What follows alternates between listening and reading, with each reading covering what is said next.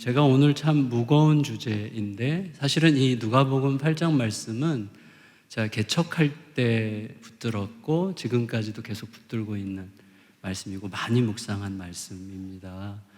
그래서 이 말씀을 좀 다른 각도에서 변화라는 주제로 말씀을 좀 성도님들과 나누려고 합니다.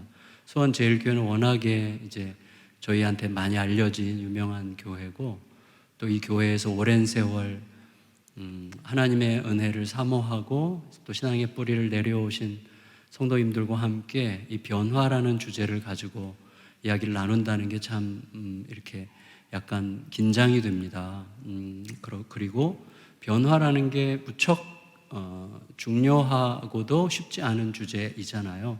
우리 주변에는 변화라는 엄청난 기대감과 함께 도대체 변화될까라고 하는 질문을 불러일으키는 수없이 많은 일들, 수없이 많은 관계들, 수없이 많은 대상들이 있지 않습니까? 여지껏 20년, 30년, 40년이 지났는데 아직 변화되지 않고 있는 우리 아들, 우리 딸, 우리 남편, 우리 아내, 이 관계, 소위 변화라는 게 가능할까 생각하게 되는 주제, 아주 무거운 주제이죠. 근데 우리가 결국은 알게 되는 것은 무엇의 변화, 누군가의 변화는 사실은 우리 몫이 아니라는 것. 그래서 그 변화를 만일에 기대할 수 있다면 변화는 여기에서부터 시작된다는 것을 우리가 알고 있죠. 알게 됩니다. 근데 여기에서부터 시작되는 변화조차 무척 어렵습니다. 저도 참 제 자신을 붙들고 하나님 앞에서 계속 씨름할 수밖에 없는 것 같아요. 굉장히 이렇게 변하지 않을 수 있을까? 이런 거죠. 제가 올해 결혼 35주년인데 35년 동안 살면서 제가 34년 만에 변했어요.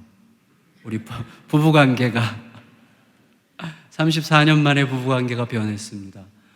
그러니까 제가 알아요.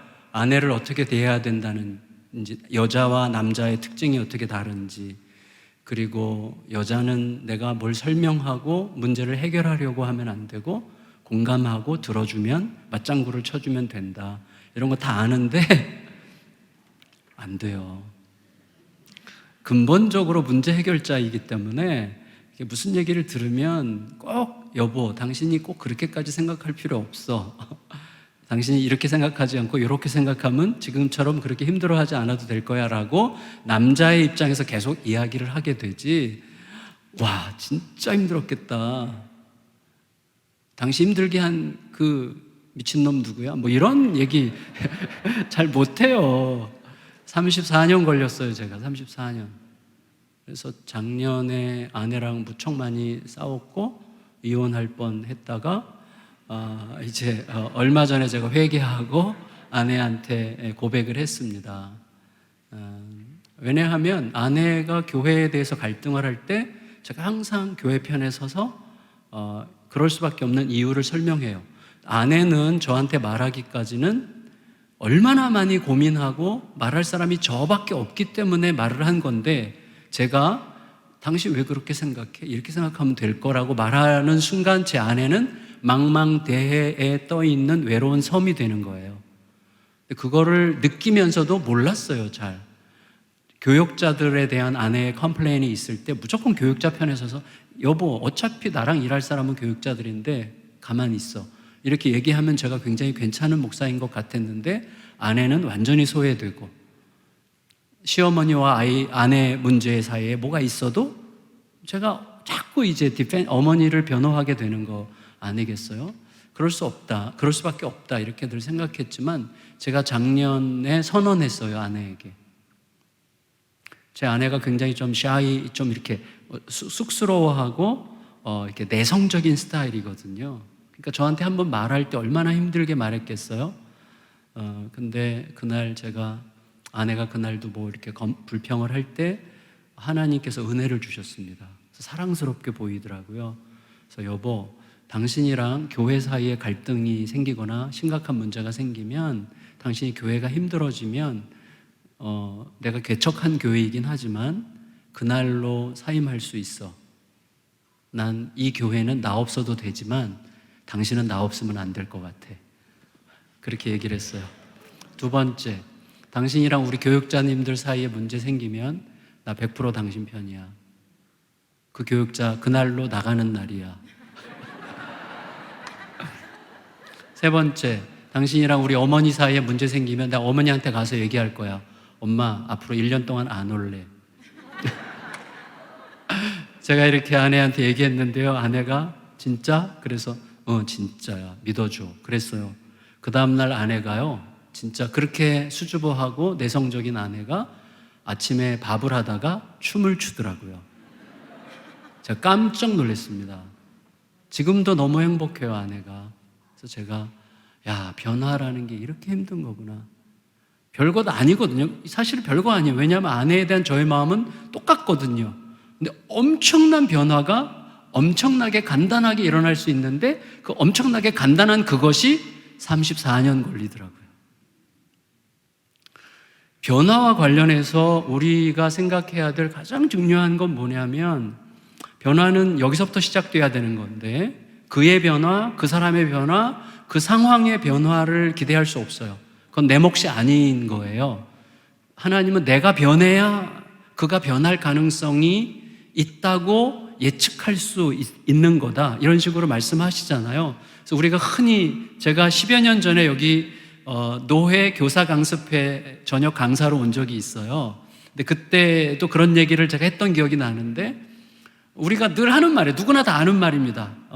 변화된 교사라야 변화시킬 수 있죠. 변화가 내 안에서 먼저 일어나는 사건이어야 되는 거죠. 그런데 변화는 내 안에서 자생적으로 일어날 수 없다는 거예요. 그게 우리의 어려움입니다. 변화는 내 밖에서 나에게 들어오는 거죠. 하나님만이 우리를 바꾸실 수 있어요. 그러니까 예수께서 오신 거고 예수 그리스도의 죽으심의 사건이 그렇게 중요한 거죠. 근데 예수 그리스도의 죽음의 사건이 과연 우리와 어떤 관계가 있는지에 관해서 우리들이 깊이, 더 자세히, 더 실감나게, 더 실제적으로, 더 진짜가 되는 방식으로 십자가가 나에게 진짜가 되는 방식으로 묵상하고 나를 통과시키게 하지 못하고 있기 때문에 변화라는 게 좀 먼 이야기고, 또 하나는 변화가 내 안에서 일어날 수 있을 것처럼 내가 마음만 먹으면, 결심하면, 이렇게 열심히 하면 뭔가 변화가 일어날 수 있을 거라고 생각하는 습관이 우리들에게 있기 때문에 변화가 계속 멀어지는 거예요. 저희가 이제 학교를 하거든요. 근데 저희 유치원이 있고 초등학교, 고등학교까지 있는데 학교에 이제 우리 유치원 학부모 중에 한 분이 조금 어떤 어려움이 있어서 지금 원장 선생님이랑 상담 중인 이야기를 제가 들었는데 그 어려움은 뭐냐면 이거예요. 좀 가정에 어려움이 있는데 맘만 먹으면 바꿀 수 있다는 생각을 버리지 못하니까 바뀌지 않는, 그거 아시잖아요. 모든 종류의 중독이 해결되지 않는 이유는 중독의 문제에서 벗어나지 못하는 사람들의 결정적인 문제가 맘만 먹으면 바꿀 수 있어라고 생각하기 때문이라고 하잖아요. 그것부터 다뤄야 되고, 나는 내 자신을 바꿀 수 없는 존재다 라는 것을 먼저 인정하는 게 굉장히 중요한 것입니다. 그러니까 우리는 변화의 주체가 될 수 없어요. 내가 나를 바꿀 수 없습니다. 그래서 하나님께서 나를 어떻게 바꾸시는지를 더 깊이 생각하고 하나님의 바꾸시는 손길에 나를 어떻게 맡길 수 있는가 하는 것이 굉장히 중요한 주제라고 할 수가 있습니다. 그래서 내가 스스로 변화의 주체가 될 수 있다고 생각하게 만드는 것을 우리가 종교라고 말합니다. 그게 종교예요. 근데 우리는 종교인이 아니에요. 우리가 갖고 있는 것은 복음이죠. 복음, 그리고 복음 신앙입니다. 복음 신앙과 종교의 차이가 뭔지를 아시지만 다시 한번 확인해 보면 좋겠습니다. 제가 한 10여 년 전에 멕시코에서 무슨 선교 대회가 있었고, 그때 제가 무슨 거기에 어떤 책임을 맡은 일이 있어서 멕시코 시티에서 이제 하는 그 대회에 참석을 했어요. 그리고 이제 마지막 날 둘러보는 날이 있었는데 멕시코에 그렇게 피라미드가 많은 줄 몰랐어요. 멕시코에 피라미드가 무척 많이 있습니다. 근데 우리 선교사님의 설명에 따르면 멕시코의 피라미드와 이집트의 피라미드의 차이가 있어요. 이집트의 피라미드는 무덤이죠. 근데 멕시코의 피라미드는 제단이라고 하더라고요. 거기서 이제 제사를 드리는 건데 어떤 제사를 드리느냐를 설명하셨는데 그 설명이 굉장히 자극적이었고 많은 생각을 하게 하는 내용이었습니다. 그게 뭐냐면 그 멕시코 전역에서 이제 소위 그 전사들, 싸움 잘하는 전사들이 이제 이렇게 각 지역 예선전을 치르고 각 예선전 우승자들이 1년에 한 번 그 중앙 피라미드 중에서 제일 중요한 피라미드 앞에 다 모여서 거기서 이제 중앙에서 마지막 최종 결승을 한다는 거예요. 그러니까 이 사람이 지방 예선에 참여하기까지 얼마나 많은 수고를 했겠습니까? 얼마나 많은 노력을 했겠습니까? 그래서 지방에서 우승을 했어요. 그래서 우승해서 중앙에 와서 이제 시합을 하는데 중앙에서 우승하려면 또 얼마나 많은 훈련과 수고를, 기술을 닦아야 되겠습니까? 그렇죠. 그러니까 굉장한 대가를 치르고 우승을 하면 어떤 선물을 주냐면 그 사람의 배를 갈라서 심장, 펄떡거리는 심장을 꺼내서 신에게 바친대요. 그 제단이래요, 거기가.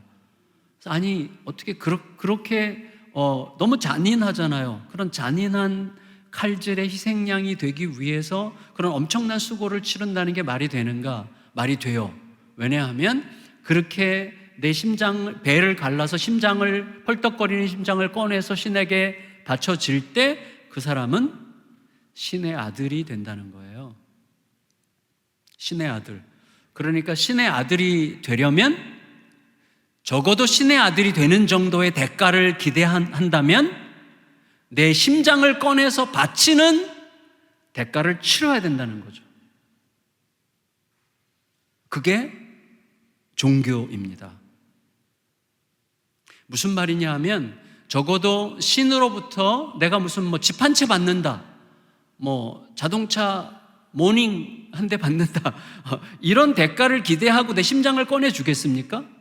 적어도 신의 아들이 될 정도의 보상을 기대하니까 내가 내 자신을 죽여서라도 심장 꺼내서 신에게 바치는 대가를 치르겠죠. 다시 말하면 무엇이죠? 신에게 내가 기대하는 보상의 정도와 내가 신에게 치르는 대가의 정도가 일치하는 게 종교예요. 그래서 내가 대가를 많이 치를수록 신으로부터 많은 것을 받을 수 있다고 생각하는 거예요. 그래서 아시듯이 절에 가서 50번 절하는 것보다는 500번 절하는 게, 500번 절하는 것보다는 5000번 절하는 게 더 많은 대가를 기대할 수 있는 행위죠. 그러니까 내가 대가를 많이 치를수록 더 많은 보상을 기대할 수 있는 거죠.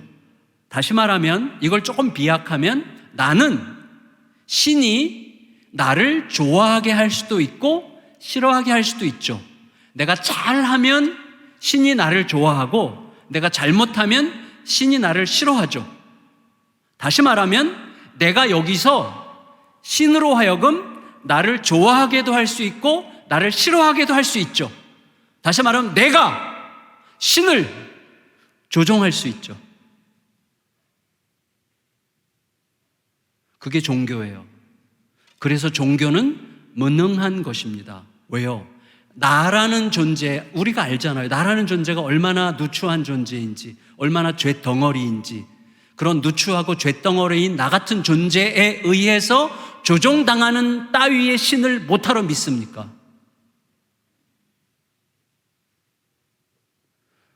그런데 신앙생활을 이렇게 종교적으로 하는 경우가 적지 않아요. 그래서 변화가 일어나지 않는 거예요. 내가 신을 조종할 수 있다. 종교에는요, 변화가 없어요. 왜냐하면 결국은 내가 주인이기 때문에 그렇습니다. 변한 것처럼 보이지만 영원한 생명을 담는 변화라는 것은 일어날 수가 없는 거예요. 그건 우리가 어떤 대가를 치러도 얻을 수 없는 거기 때문에. 변화는 복음만이 일으키는 능력이죠. 왜 그렇죠? 자, 종교는 내가 한 만큼 신으로부터 대가를 기대할 수 있는 거지만 복음은 우리에게 뭐라 그래요? 우리가 아직 죄인 되었을 때에 아버지께서 당신의 아들을 우리를 위해서 주셨죠. 그게 복음이죠. 우리가 아무것도 대가를 치른 게 없어요. 아무것도 한 게 없어요. 근데 하나님은 가장 위대한 사랑으로 당신의 아들을 우리에게 내어주셨죠. 그러면 우리가 복음으로 신앙생활한다는 건 무엇입니까? 그 위에 하나님이 이미 이루신 그 위에서 시작하는 거예요.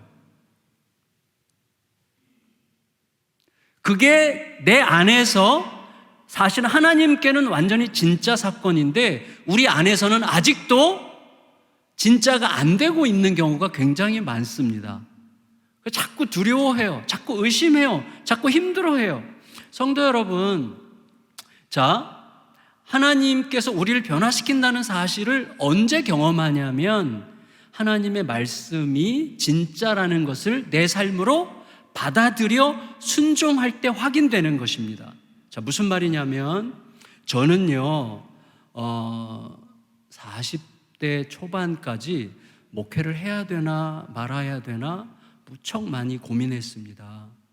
왜냐하면 소위 우리 김 목사님도 그렇고 저도 그렇고 목회자들이 설교를 하고 말씀을 전할 때 바탕이 어디 있습니까? 예수 그리스도의 십자가의 복음이죠. 예수 그리스도의 십자가의 복음의 핵심이 무엇입니까? 용서예요. 그래서 제 안에서 용서하지 못하는 사람, 용서할 수 없는 사람이 있는 한 설교할 때마다 제가 가짜라고 느껴지는 거예요. 그게 저의 문제였습니다. 저희 아버지를 제가 용서하지 못했거든요. 40대 초반까지. 제가 아주 어릴 때 아버님에게 다른 여인이 있었고, 그리고 제가 이남 이녀 중에 막내인데 저에게 이복 여동생이 있었어요. 그리고 제 아버지가 그쪽에서만 생활하셨고 저희 집에는 1년에 한 번 올까 말까 하셨고 생활비도 제대로 안 대주셨고 저희 어머니가 무척 많은 고생을 하셨습니다. 그리고 많이 학대를 받으셨습니다. 그런 상황에서 아버지에 대한 분노, 미움, 용서할 수 없는 마음, 아버지 용서라는 단어만 오면 늘 걸려요. 여기서 철컥하고 걸려요. 나는 용서할 수 없는데, 절대 용서할 수 없는데 이거 어떡하지? 그러니까 예수님이 나를 용서하셨다는 사실을 알잖아요. 믿잖아요. 근데 나는 용서를 못해요. 거기에 걸려있는 경우가 의외로 굉장히 많습니다. 그걸 넘어설 때 변화가 시작되는 거예요. 넘어설 때. 근데 그거는 내 속에서 용서할 수 있는 마음이 올 때까지 기다리면 안 되더라고요. 순종으로만 가능해요. 순종으로만. 제가 어떻게 알았냐면 어느 날 왜 하나님은 용서하라고 명령하셨을까? 내가 용서할 수 없는 자라는 사실을 아실 텐데 가장 멋있고도 잔인한 말이 뭡니까? 항상 기뻐하라, 쉬지 말고 기도하라, 범사에 감사하라예요. 기뻐하는 거 얼마나 좋습니까? 감사하는 거 얼마나 좋습니까? 기도하는 거 얼마나 좋습니까? 하지만 어떻게 항상 기뻐해요?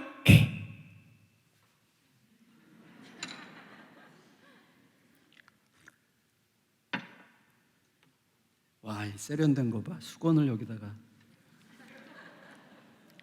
닥스로 여기다가 참 대단한 교회예요. 근데 이거 제가 닦았기 때문에 가져가도 되는 거죠? 아멘. 기뻐하는 건 너무 아름다운 일이지만 항상 기뻐하는 것은 불가능한 일이죠. 기도하는 게 너무나 좋지만 쉬지 말고 기도하는 것, 그다음 범사에 시도 때도 없이 감사한 거, 이거는 불가능한 일이고 잔인한 일이죠. 근데 왜 하나님은 그렇게 할 수 없는 우리를 너무나 잘 아실 텐데 우리에게 명령하셨을까? 그 고민을 가지고 막 생각하고 기도하는 중에 하나님께서 알게 하셨어요. 이유가 뭔지 알아? 내가 잔인해서가 아니잖아. 내가 명령한 이유는 너가 그 명령에 순종하려고 하면 될 거기 때문이야. 내가 되게 해준다는 약속이야. 그 말이 깨달아졌어요. 순종할 수 없는 우리에게 명령하시는 이유는 그 명령에 나를 맡기려고 할 때, 순종하려고 할 때 그게 되는, 용서는 하는 게 아니라 되는 거라는 사실을 느끼게 해주셨어요. 그래서 제가 안산의 동산교회에 있었고, 그리고 이제 안산 동산교회 부교육자일 때 저희 아버지는 당진에 계셨어요. 당진 이렇게 산에 있는 전원주택에 아름다운 전원주택에 산다고 들었어요. 저희 잘 먹고 잘 사신다는 이야기를 듣고 더 이제 가기가 싫었는데, 그 깨달음을 주셔가지고 무조건 제가 딴 생각할까 봐, 여러분 하나님의 말씀에 순종해야 된다는 생각이 딱 왔을 때 지체하면 순종하지 않아도 되는 10가지 이유를 순식간에 생각해낼 수 있기 때문에 즉각적으로 순종해야 됩니다.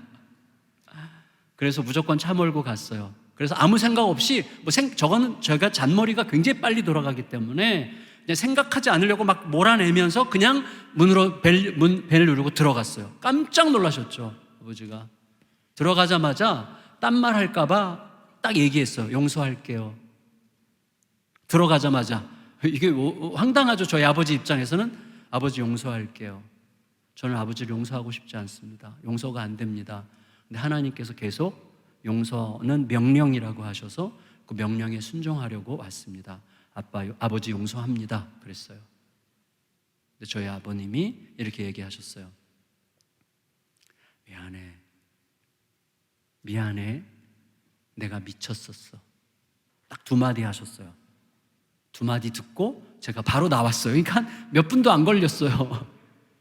나왔어요. 나오고 막 약간 아직도 흥분한 마음으로 차 몰고 이렇게 돌아오는데 기적이 일어나더라고요.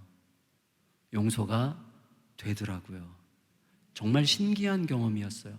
여기서 확 녹았어요. 그래서 제가 목회를 계속 할 수 있게 됐어요.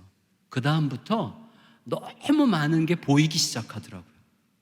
너무 많은 게 들리기 시작하더라고요. 무슨 하늘의 음성을 들리는 게 아니라 그전에는 전혀 별로 개의치 않았던 어떤 세미한 소리들이 내 안에서 감동으로 오기 시작하면서 목회의 차원이 굉장히 풍부해지더라고요.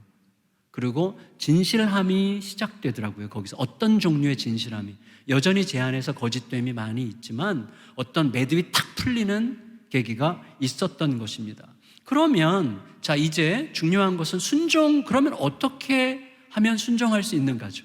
변화는 순종을 통해서 일어나는데, 그럼 어떻게 해야 순종할 수 있느냐 하는 거예요.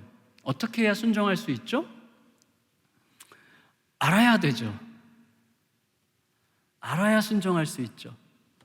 그런데 이런 거랑 똑같습니다. 자, 우리가 십자가를 생각할 때, 성도 여러분, 우리들의 인생을 이렇게 돌아볼 때 인생은 2가지만 피하면 성공한 인생이라고 할 수 있습니다. 하나는 교만이고 하나는 좌절입니다. 인생은 교만 아니면 좌절로 무너지게 되어 있습니다.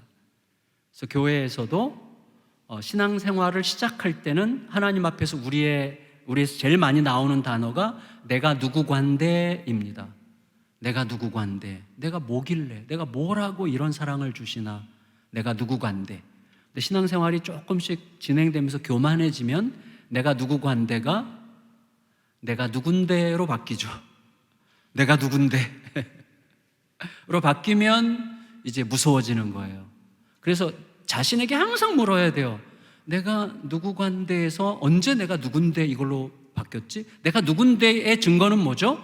누군가로부터 반대를 받으면 못 견뎌요. 누군가가 내 의견을 무시하는 것 같으면 못 견뎌요. 누가 나를 내가 생각하는 것만큼 인정해 주지 않으면 못 견뎌요. 이미 내가 누군데로 바뀌기 시작하는 거예요. 굉장히 위험한 전조입니다. 내가 누군데로 변하기 시작할 때. 그리고 저는 좌절로 죽을 뻔했거든요. 저는 사실은 굉장히 못난 목사예요. 그래서 목회하면서 우울증에 걸려서 심각한 자살 충동으로 고생을 많이 했던 사람입니다. 한 1년 정도 하나님께서 기적적으로 살려주셨는데 좌절로 모든 걸 끝낼 뻔했던 경험이 있어요. 그래서 결국은 교만과 좌절이라는 2개의 늪을 잘 피해 가도록 하는 힘이 필요한데, 그게 십자가예요. 그러니까 십자가를 제대로 알아야 되는 거예요.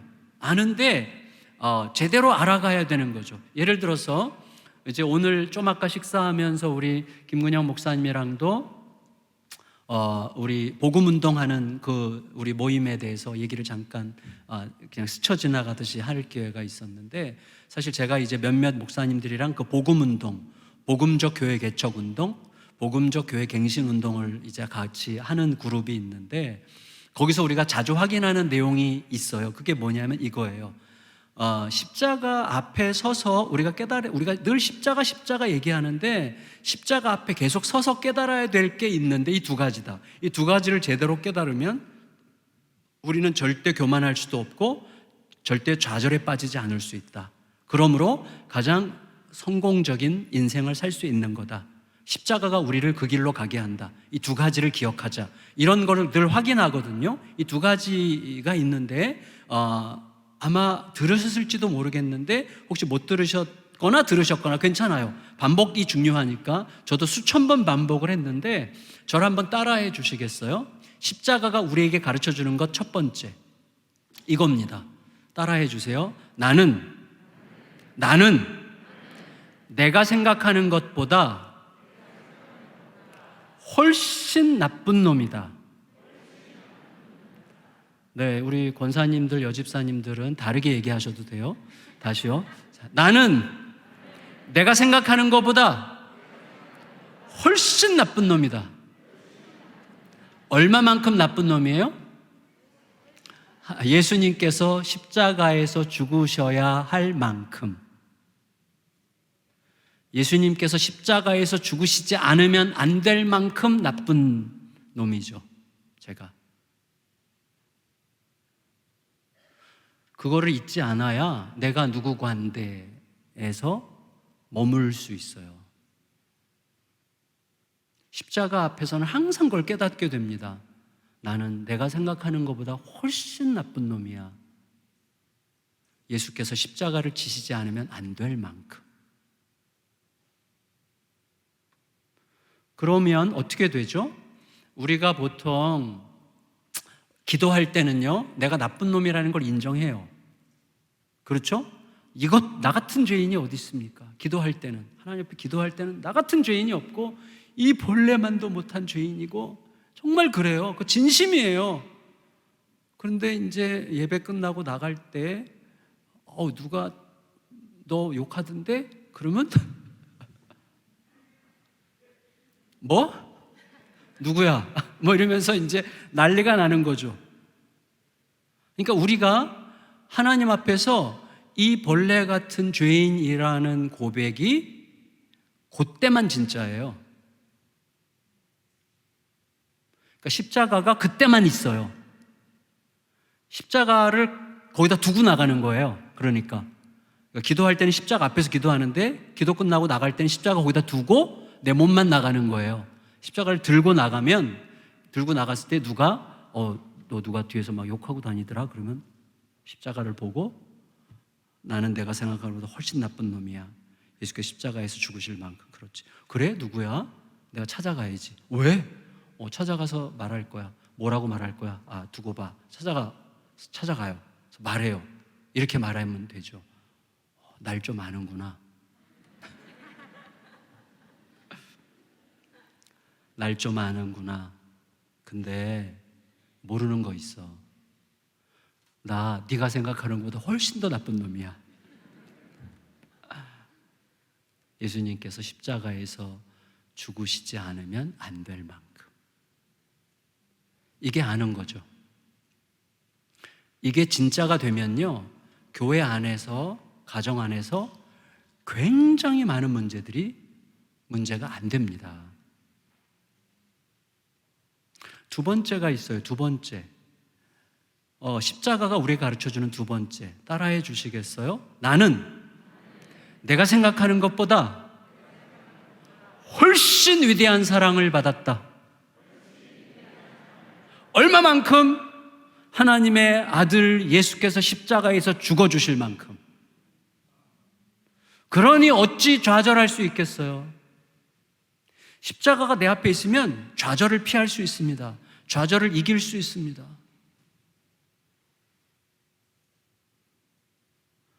내 안에서 하나님의 샬롬과 평화를 누릴 수가 있어요. 그래서 순종하려면 제대로 아는 게, 근데 아는 게 내 안에서 진짜가 되고 있는지에 대한 질문이 계속 반복돼야 됩니다. 이게 진짜인가? 내가 알고 있는 그게 진짜인가? 내가 고백하는 그게 진짜인가? 내가 주일날 기도하는, 그리고 목사님께서 말씀 전하실 때 아멘 하는 그게 내 안에서 진짜인가라고 하는 것에 대한 계속적인 질문이 계속해서 반복해야 됩니다. 이게 진짜인가? 그때 순종할 수 있어요. 그리고 제대로 믿어야 순종할 수 있어요. 자, 무슨 말이냐 하면 성도님들 생각해 보세요. 아브라함 이야기 우리가 너무나 잘 알고 있지 않습니까?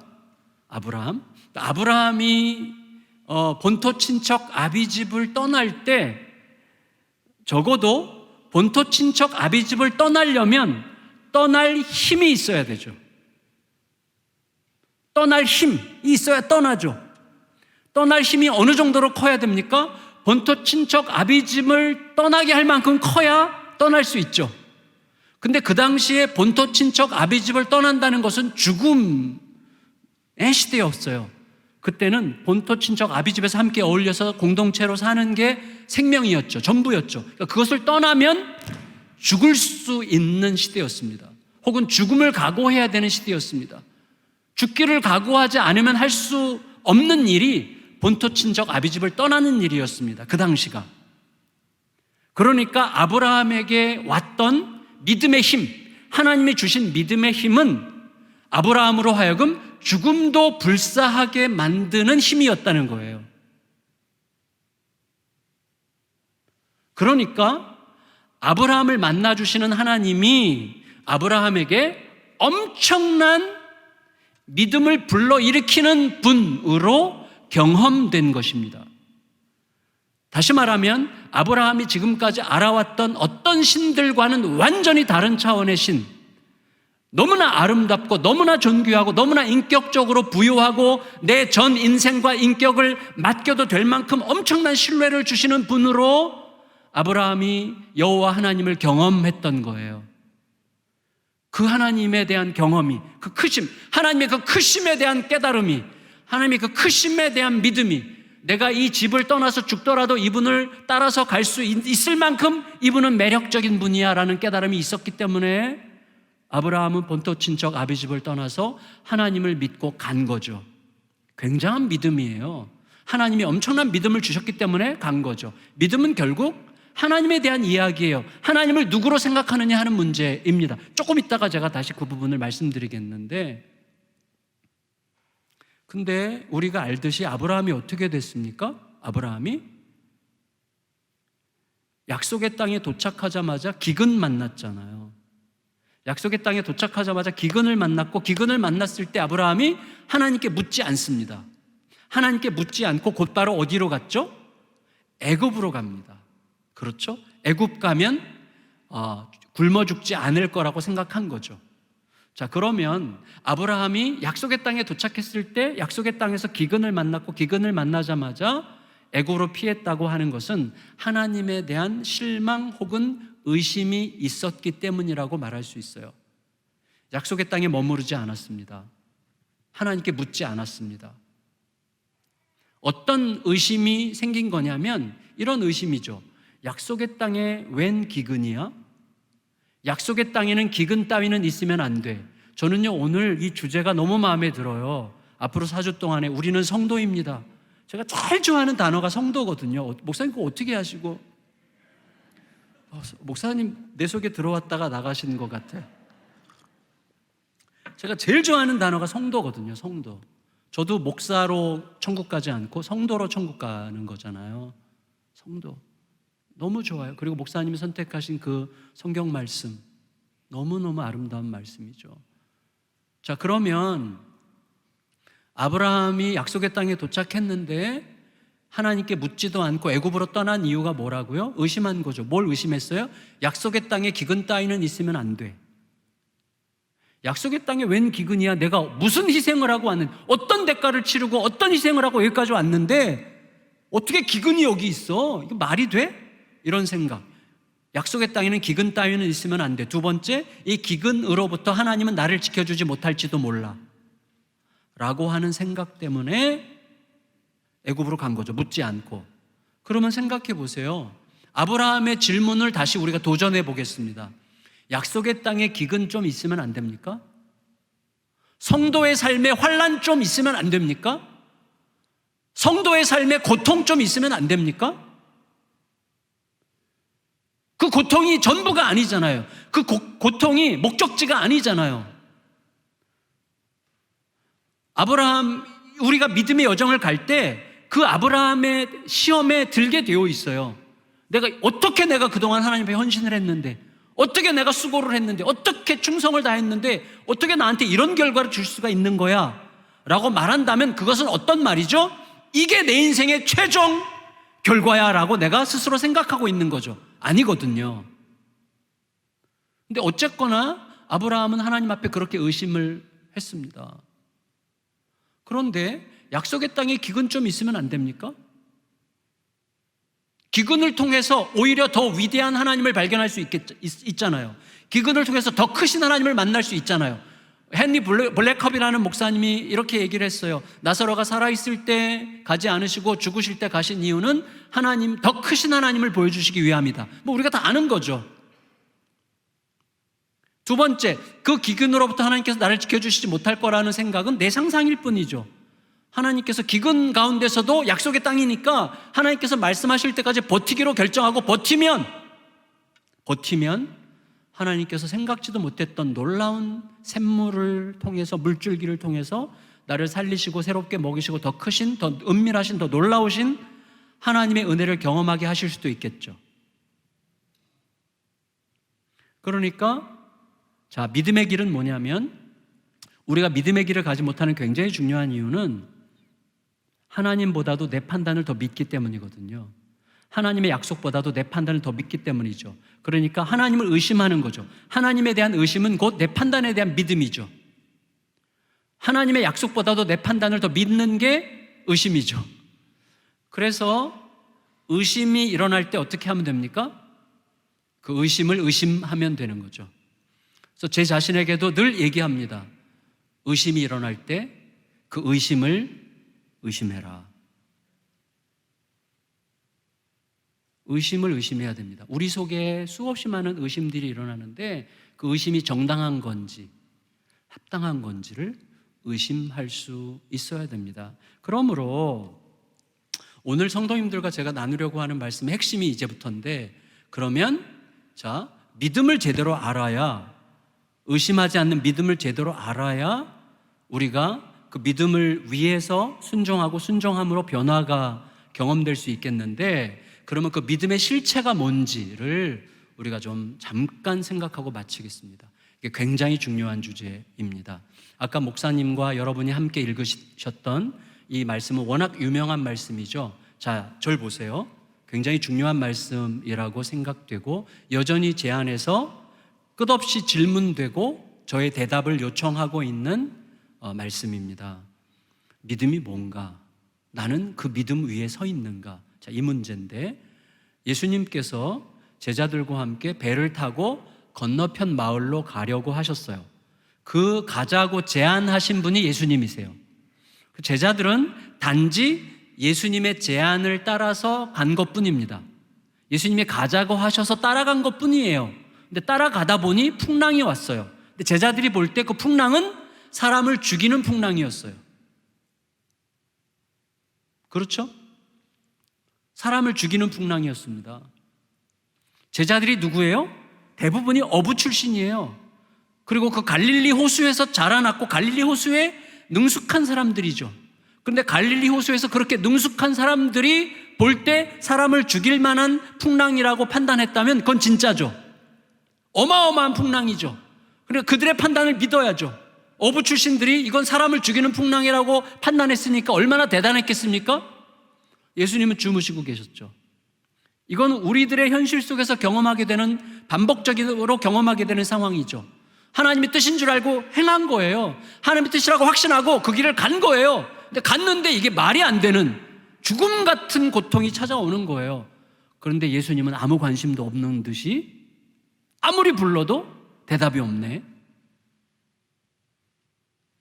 그런 상황이 믿음의 여정이라는 거예요. 믿음의 여정에 그런 상황들이 있습니다. 탄탄대로로 나갈 줄 알았는데, 저도 우리 성도님들이랑 무슨 제자반 졸업여행 가고 그러면 막 비가 오다가도요, 비가 그쳐요. 길이 막 막혔다가도 막 길이 막 뚫려요. 그러면 우리 성도들이 와, 역시 목사님이랑 같이 가니까 오던 비도 그치고 막혔던 길도 열리고 그런다고 막 그래요. 근데 제가 아니라고, 지금 우리 옆에 가는 차들 안에서 다 그런 얘기 하고 있을 거라고. 나랑 가서 그런 거 아니라고. 왜냐하면 저랑 같이 갈 때 맑은 하늘이 어두워져서 비 오는 날이 더 많았다고 저는 확신합니다. 예수님께서 가자고 하셔서 가기 때문에 형통한 거 아니에요.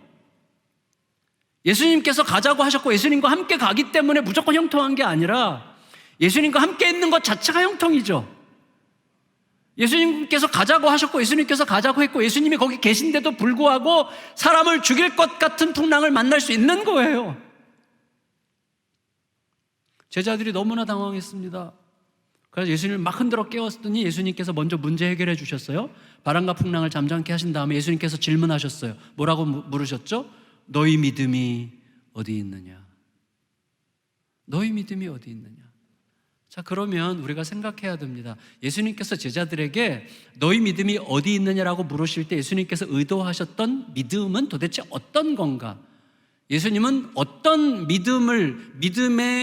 무엇을 믿음이라고 생각하고 제자들에게 물으셨던 걸까? 단지 왜 이렇게 호들갑 떨어? 믿음은 호들갑 떨지 않는 겁니까? 왜 이렇게 두려워해? 믿음은 두려워하지 않는 것입니까? 왜 이렇게 불안해해? 믿음은 불안해하지 않는 것입니까? 천만의 말씀.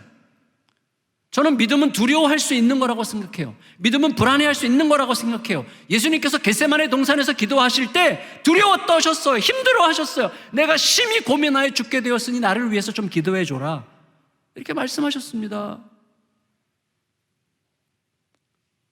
믿음은 두려워하지 않는 게 아니에요. 믿음은 불안해하지 않는 게 아니에요. 믿음은 염려하지 않는 게 아니에요. 그럼 믿음이 뭘까요? 그래서 질문을 하게 되는 거예요. 성도 여러분, 믿음은요, 내가 얼마나 세게 믿느냐의 문제가 아닙니다. 저 같은 사람 아무리 세게 믿어야 나올 거 아무것도 없어요. 믿음은 내가 아무리 세게 믿어도 누구를 믿느냐가 더 중요한 거예요. 믿음의 핵심은 믿음의 세기가 아니라 믿음의 대상인 거예요. 믿음의 대상. 믿음은 두려워하지 않고 불안해하지 않고 염려하지 않고가 아니라 누구를 향해서 지금 걷고 있느냐, 이거예요. 여러분, 믿음은요 100대 빵이 아닙니다. 믿음으로 가는 길은 믿음 100, 불신 빵, 이게 아니에요. 믿음 51, 불신 49의 길이에요. 시소타기랑 비슷해요. 시소타기. 시소에서 무게가 51로 이쪽만 가도 이쪽으로 기우는 거예요. 그 길을 걷게 되는 게 믿음의 길이에요. 믿음이 100이고 불신은 하나도 없는 게 믿음의 길이 아닙니다. 두려워요, 불안해요, 힘들어요, 너무 걱정스러워요, 너무너무 떨려요, 너무 힘들어 죽겠어요. 그렇지만 아버지를 보고 가는 길이, 아버지의 약속이 내 판단보다 옳다고 하는 생각을 따라서 한 발짝을 내딛는 거, 이게 믿음이죠. 믿음은 한 발짝 싸움입니다. 한 발짝 싸움이죠. 결국은 하나님의 판단이 내 생각보다 오르셔. 그리고 꿀꺽 삼키는 거예요. 그리고 기다리는 거예요. 버티는 거예요. 아버지의 오르신 길을 따라서 한 걸음을 내딛는 거예요. 거기에 누가 계시면 돼요? 내 앞에 아버지가 보이면 되는 거예요. 두려울 수 있어요. 불안할 수 있어요. 염려할 수 있어요. 걱정할 수 있어요. 괜찮아요. 그러나 아버지를 보고 한 걸음을 떼는 게 믿음이죠. 그러면 믿음의 핵심이 여기서 나왔어요. 믿음은 하나님이에요. 하나님. 믿음의 대상이 중요한데 그 믿음의 대상과 관련해서 저는 이 오늘 본문을 중심으로 세 가지를 짧게 말씀드릴게요. 세 가지. 그걸 따라 하시면 됩니다. 이게 우리가 붙들어야 될 믿음의 핵심이에요. 믿음의 핵심. 이거를 굳게 붙들고 가잖아요. 넘어설 수 있어요. 저는 제가 변화된 사람이, 제가 완전 잔머리 백단에서 지금은 약간 믿는 사람으로 약간 변화된 것을 제가 고백할 수 있기 때문에 이 길을 걸으시면 된다고 저는 생각하고, 물론 이게 유일한 길은 아닙니다.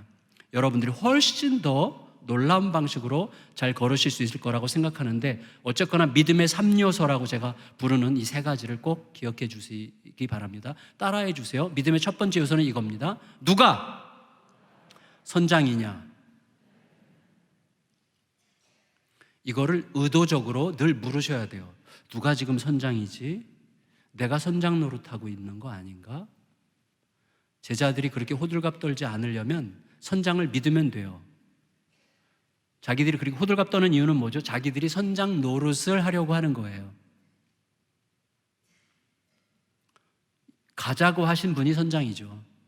건너가자고 하신 분이 선장이죠. 우리들의 삶에서 진짜 선장이 누굴까요? 이거 물으셔야 됩니다. 왜냐하면 이게 굉장히 중요한데요. 불안과 두려움과 염려와 근심은 우리에게 자연스러운 것이에요. 그렇지만 그것이 지속적으로 오랫동안 반복적으로 나를 지배하고 있다면 예수님이 선장 노릇을 안 하고 계시는 경우가 많아요. 내가 그분을 선장으로 모시지 않고 있는 증거일 가능성이 있습니다. 염려와 근심과 불안과 걱정은 지나가는 거죠. 올 수 있지만 그게 나를 지배하면 안 되는 거죠. 이런 거랑 비슷해요. 자, 이런 중요한 테스트라고 생각하는데, 제가 개척 3주년 기념으로 저희 교회 설문조사를 해서 학교를 하기로 결정을 했어요. 그래서 학교를 하려니까 넓은 땅이 필요했고, 그래서 좀 싼 곳, 외곽지대, 허허벌판으로 나가서 한 3,500평 정도 땅을 사서 거기다가 학교 겸 예배당을 졌어요.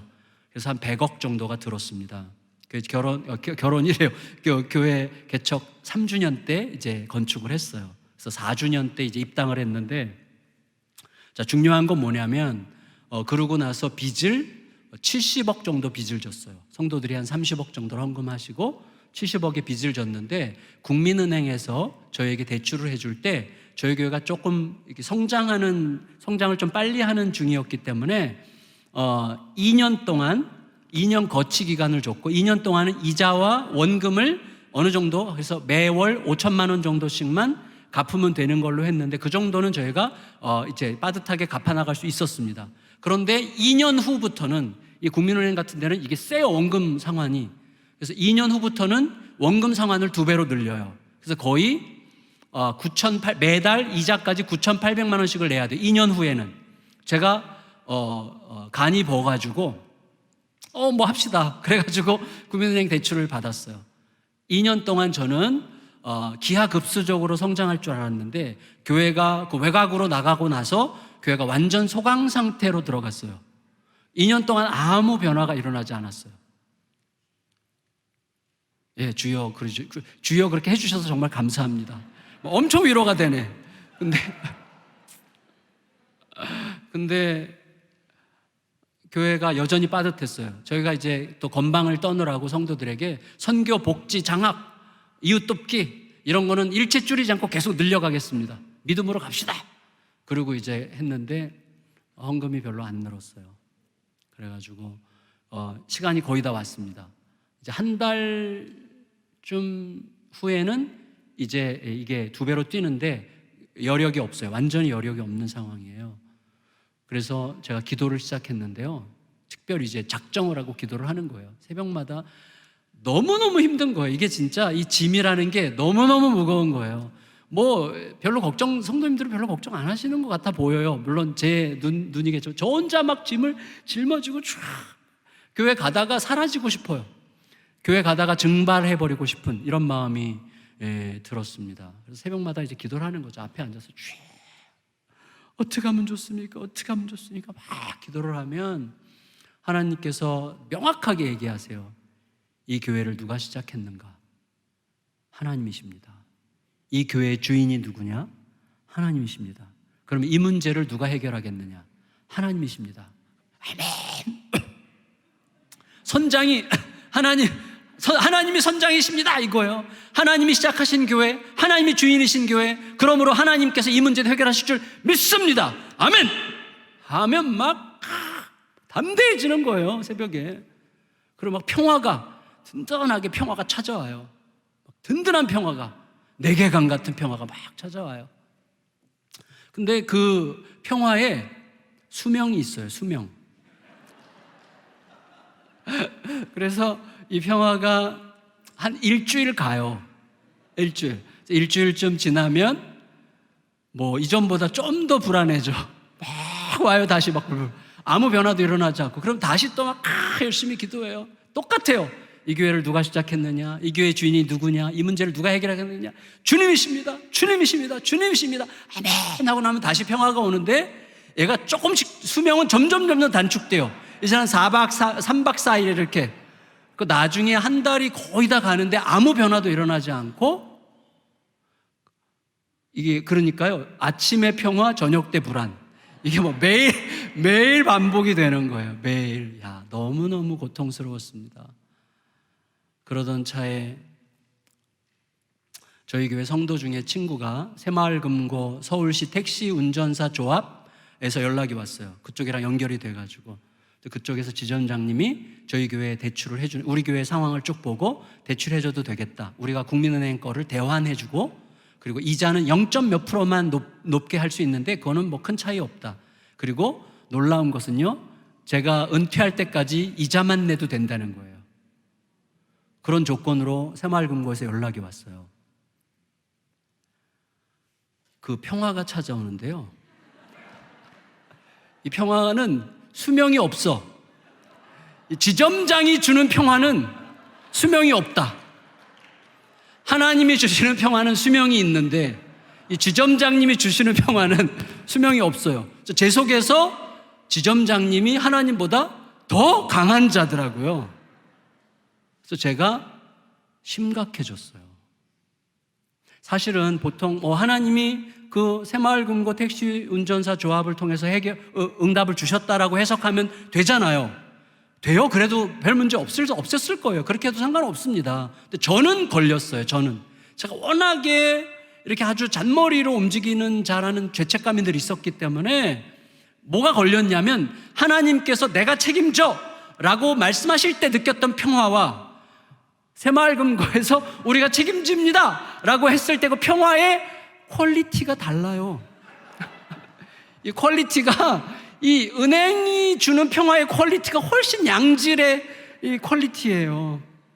그게 너무 죄책감이 들어가지고 어떻게 결정을 못 하겠더라고요. 장로님들 초대했어요. 장로님들께 말했더니 장로님들은 참 진짜 믿음이 좋으세요. 믿음이 좋고 또 무책임하시고. 그래서 장로님들한테 여쭤봤더니 장로님들이 목사님 믿음대로 하시면 됩니다 그러더라고요. 그러니까 공이 다시 저한테 넘어왔어요. 목사님 믿음대로 하래. 내가 지금 믿음을 보여줘야 되는 거예요. 와, 이거 어떻게 해야 되나 또 고민이 됐는데, 제가 47살에 개척을 했거든요. 47살에 개척을 했는데 이제 마지막 교회죠. 제가 개척할 때 그랬어요. 하나님, 교회를 하고 싶습니다. 교회. 다시 말하면 사람의 술수가 아니라 하나님이 직접 목회하시는 교회 하고 싶습니다. 하나님 말씀해 주세요. 그렇게 시작했는데 그게 떠올랐어요. 그래서 하나님이 내가 해결하겠다고 하실 때 평화가 더 양질로 느껴지면 좋겠습니다. 그리고 전화를 했어요. 새마을금고에 전화해서 고맙지만 안 하겠다고 전화하고 성도들에게 그동안 한 달 동안 있었던 모든 상황을 쫙 고백을 했어요.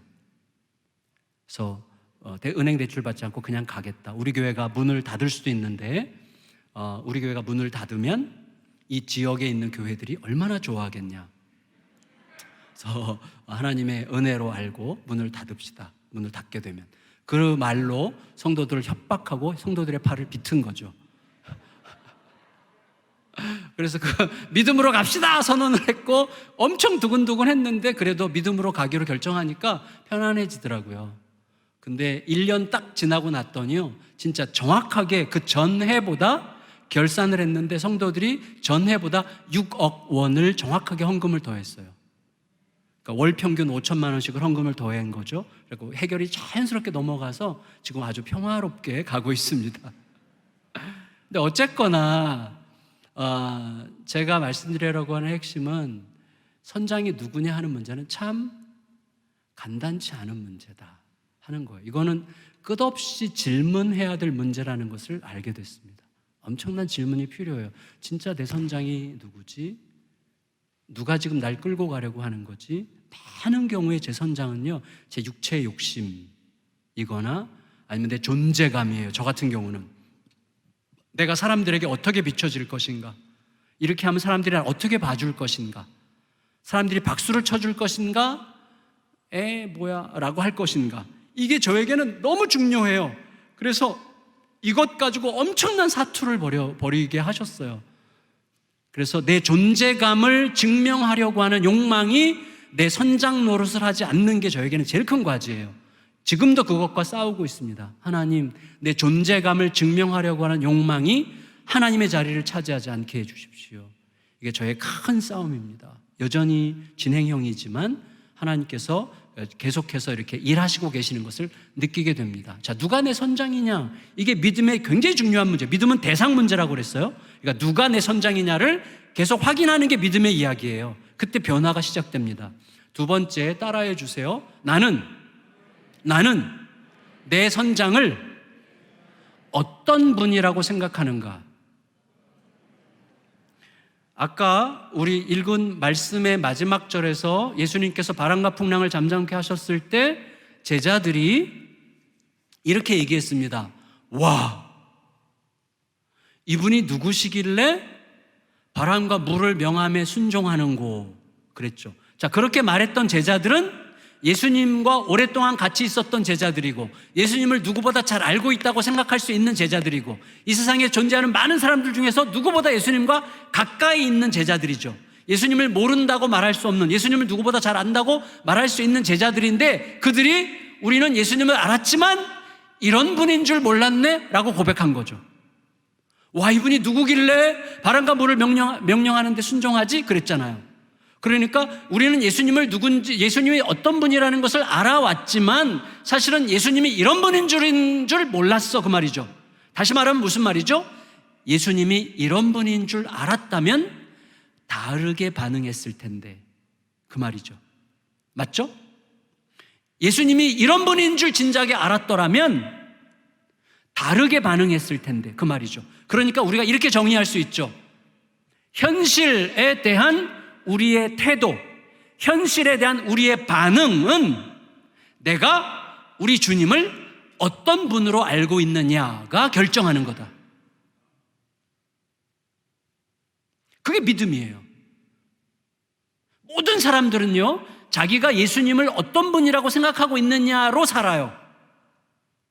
하나님을 무척 엄격한 분이라고 생각하는 사람은 자기도 모르게 죄책감이 많고 그리고 다른 사람도 늘 정죄하는 방식으로 살 가능성이 많습니다. 왜? 늘 자책하고 정죄하기 때문에요. 근데 하나님을 그분보다는 좀 더 너그러운 분, 용납하시는 분, 내 모습 이대로 받으시는 분이라고 생각하는 사람은 보다 더 너그러울 수 있죠. 보다 더 따뜻할 수 있죠. 보다 더 기다려줄 수 있죠. 우리 성도님들 중에서도 그런 분들 많아요. 아마 여기 계신 분 중에서 혹시라도 그런 분들이 계실지도 모르겠지만 자기도 모르게 학대를 많이 받은 분은 자기 자녀를 학대할 가능성이 많죠. 우리 부모에 대한 이미지가 내 자녀에 대한 나의 행동을 결정하는 거예요. 너무 많은 경우에. 그러지 않기를 우리가 정말로 바라지만 우리는 내가 가지고 있는 어떤 이미지에 의해서 나의 삶에 표현할 수밖에 없는 존재들이거든요. 그러니까 지금 제자들이 예수님이 이런 분인 줄 진작에 알았더라면 그 풍랑한 가운데서 그런 식으로 반응하지 않고 다른 식으로 반응할 수 있었을 거라고 지금 말하고 있다는 거예요. 그러니까 예수님을 누구라고 생각하느냐 하는 것에 의해서 현실에 대해서 나는 어떤 반응과 태도를 보일 수 있느냐가 결정된다는 것이죠. 그것을 가장 잘 보여주는 게 무엇입니까? 달란트 비유죠. 달란트 비유를 가만히 생각해 보시면 예수님께서 달란트 비유를 제자들에게 말씀하실 때 5달란트 받은 사람이나 적어도 2달란트 받은 사람처럼 되고 싶다라고 느끼기를 기대하면서 말씀하셨겠죠. 우리들도 그 달란트 비유를 듣거나 말할 때 5달란트 받은 사람이나 2달란트 받은 사람처럼 남기는 존재가 되기를 기대하면서 듣거나 말하죠. 맞죠? 근데 거기에 핵심이 있는데 뭐가 핵심이냐면 그들이 어떻게 남겼느냐 하는 거예요. 어떻게 남겼죠? 어떻게 해서 그들은 남기는 자가 됐죠? 거기 안 써 있어요. 우리는 솔직히 몰라요. 어떻게 해서 남겼는지 모르고 남긴 게 좋아. 그러니까 우리도 남기고 싶어. 그런데 어떻게 남겼는지는 모르기 때문에 못 남겨요. 답이 없어요, 거기에는. 그런데 힌트는 있습니다. 힌트가 뭐죠? 한 달란트 받은 자가 힌트라고 저는 생각합니다. 왜요? 한 달란트 받은 자가 어떻게 해서 못 남겼는지가 자세히 나와요. 어떻게 해서 못 남겼는지가 자세히 나오죠. 어떻게 해서 못 남겼습니까? 감춰뒀죠. 왜 감춰뒀죠? 장사했다가 말아먹으면 안 되니까. 말아먹으면 좀 어때요? 안 돼요. 왜 안 돼요? 주인한테 맞아 죽을 거야. 왜? 주인이 어떤 인간인데? 나중에 한 달란트 받은 자가 주인한테 와서 뭐라고 그러죠? 당신은 인색한 사람입니다. 그래서 당신은 뿌리지도 않고 투자하지도 않고 거두려고 하는 날강도 같은 사람인 줄로 내가 알았기 때문에 내가 두려워서 감춰뒀습니다. 이렇게 얘기해요. 다시 말하면 뭐죠? 이 사람이 남기지 못한 이유는 두려웠기 때문이고, 두려웠던 이유는 주인을, 내 실수를 용납하지 않는 자라고 생각했기 때문에 그렇게 된 거예요. 그러니까 주인을, 하나님을 상징하는 그 주인을, 예수님을 누구라고 생각하느냐가 그들의 모든 행동을 결정한 거예요. 그렇다면 5달란트 받은 사람이나 2달란트 받은 사람은 어떻게 생각한 거죠? 훨씬 더 투자하기 어렵고 훨씬 더 장사하기 어려운 금액 아닙니까? 어떤 사람은 5달란트를 몇십억 이렇게 얘기하던데 오늘날로 환산하면 몇십억이래요. 엄청난 돈이죠. 한 달란트보다도 몇 배로 큰 돈인데 그 돈을 투자할 만큼 주인을 믿은 거죠. 실수하더라도, 내 허물이 생기더라도, 말아먹더라도 주인은 주인의 말대로 과감하게 믿음으로 순종하는 것을 그분은 귀히 보시지 결과를 원하시는 분이 아니야. 왜냐하면 몇십억을 종들 세 사람에게 나눠주면서 장사하라고 한 주인이 나중에 돌아와서 계산할 때 뭐라 그럽니까? 만일에 5달란트가 30억이라면 30억 가지고 30억 남겨서 60억 가지고 온 종에게 뭐라 그래요, 이 주인이? 너가 지극히 작은 것에 충성했으니 그래요. 이 주인은요, 무한부자예요. 무한부자.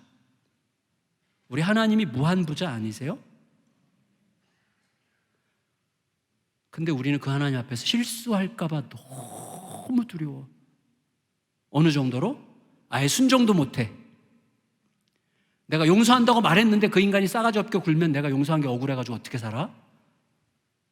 그래서 용서를 안 해요. 결과는 내게 아니라니까요. 결과는 내게 아니에요. 나는 그냥 순종하면 하나님이 그 다음에 당신의 일을 하시는 거죠.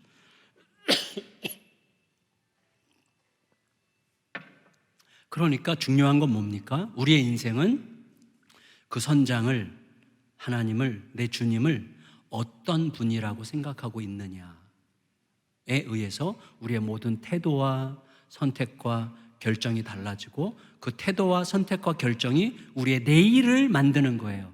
그게 우리의 인생을 형성하는 것입니다. 인생은 그렇게 되는 거예요. 결국은 여기 계신 하나님 모두, 여기 계신 성도님들 모두에게 하나님은 같은 하나님이지만 약간씩 다른 하나님이에요. 어떤 하나님은 너무나 엄격하고 어떤 하나님은 너무나 관대하고 어떤 하나님은 어중간하고 그래요. 각자가 다 달라요. 근데 그 하나님을 우리가 말씀이 가르치는 하나님으로 점점 계속, 그래서 목사님 말씀을 귀담아 들으면서 목사님을 통해서 전해진 하나님을 더 배워가고 더 알아가고, 내가 이미 알았지만 더 알아가는, 안다고 생각하지 않고 내가 아는 것으로는 더 충분치 않다는 사실을 늘 생각하면서 하나님을 더 알기를 사모하며 그 선장이 누구신지를 더 알아가려고 하는 과정이 믿음이라는 거예요. 왜냐하면 그 하나님을 알아가는 만큼 내 선택과 결정의 폭은 달라지게 되어 있습니다. 그리고 그 선택과 결정에 따라서 그 이후의 모든 열매와 결과가 달라지고, 열매와 결과가 달라지면 그 이후의 선택과 결정이 또 달라지는 거예요. 그러면서 인생이 계속 달라지는 거죠.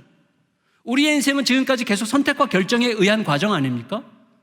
그 선택과 결정의 과정이 언제 내가 하나님을 더 크신 분으로 알면 알수록 더 합당한 선택과 결정을 하게 되는 것이기 때문에 그게 믿음의 문제라는 거예요. 믿음의 첫째는 뭐라고요? 선장이 누구냐? 두 번째, 나는 그 선장을 어떤 분이라고 생각하고 있느냐.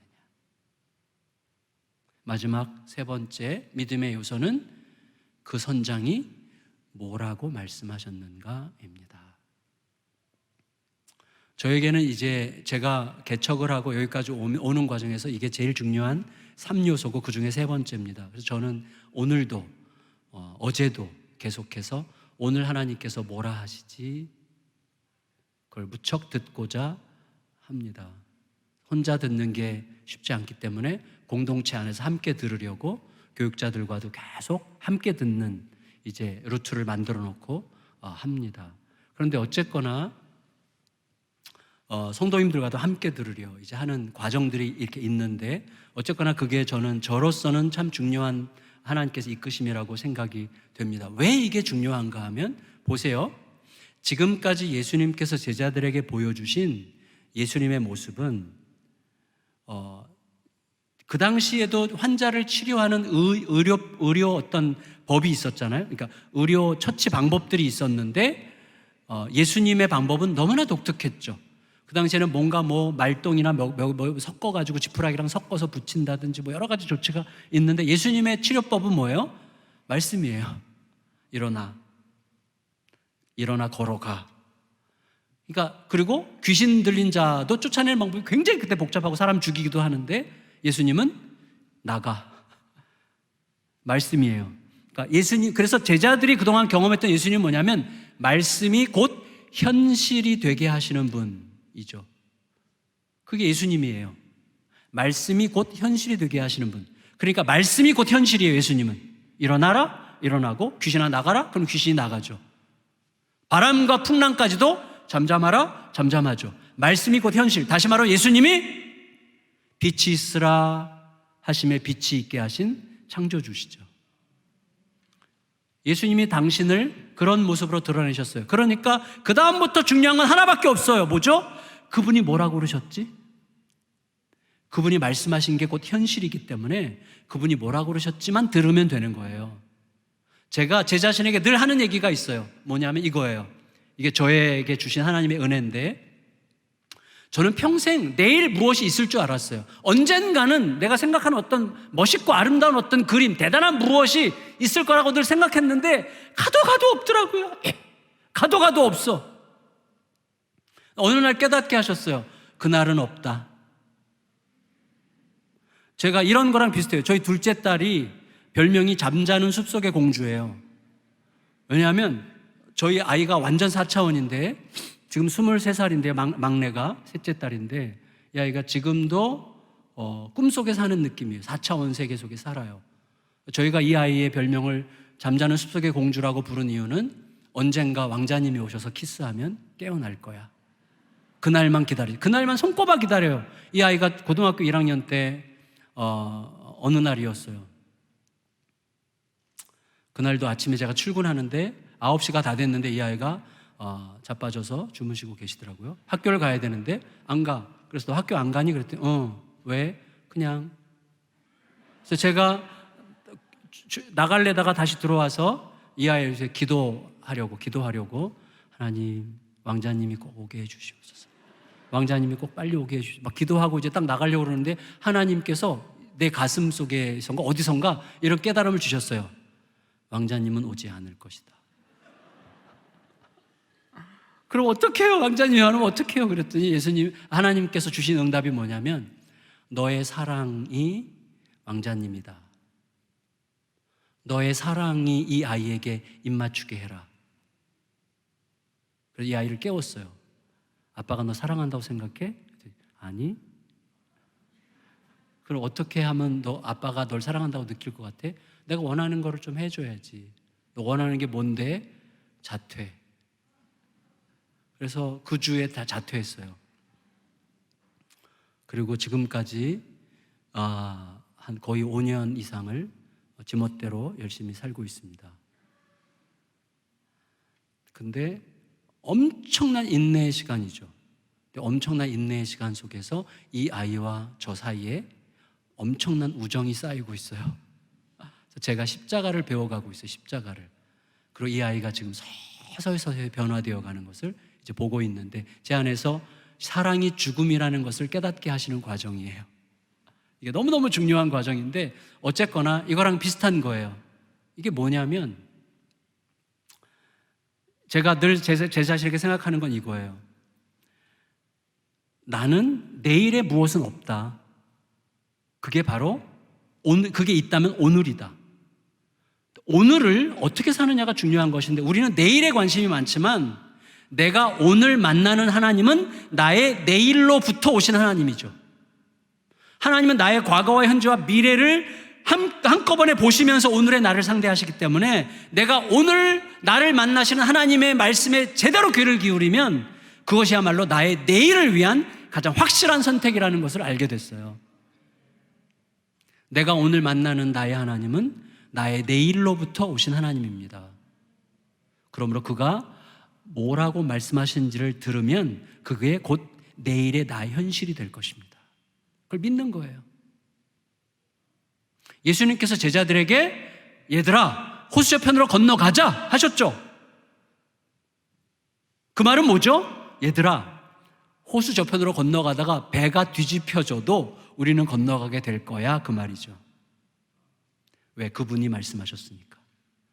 그분이 뭐라고 말씀하셨느냐만 중요한 거예요. 그래서 이 세 가지를 꼭 기억하시면서 가면 변화는 저는 필연적이라고 생각합니다. 왜냐하면 저와 저희 셋째 딸보다 더 힘들게 했던 저희 둘째 딸, 저의 원수, 저희 둘째 딸이 지금 31살인데 목사님 사모님이에요.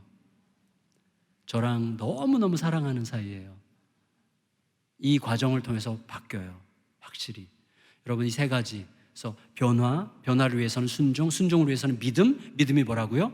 선장이 누구냐? 나는 그 선장을 누구라고 생각하느냐? 그가 뭐라고 말씀하셨느냐? 세 가지를 꼭 기억하고 하루하루 그 길을 걸어가시면서 놀라운 변화가 나와 우리 안에서 가정 안에서 계속해서 확인되는 축복이 우리 안에 풍성하게 경험되시기를 높으신 예수님의 이름으로 축원합니다.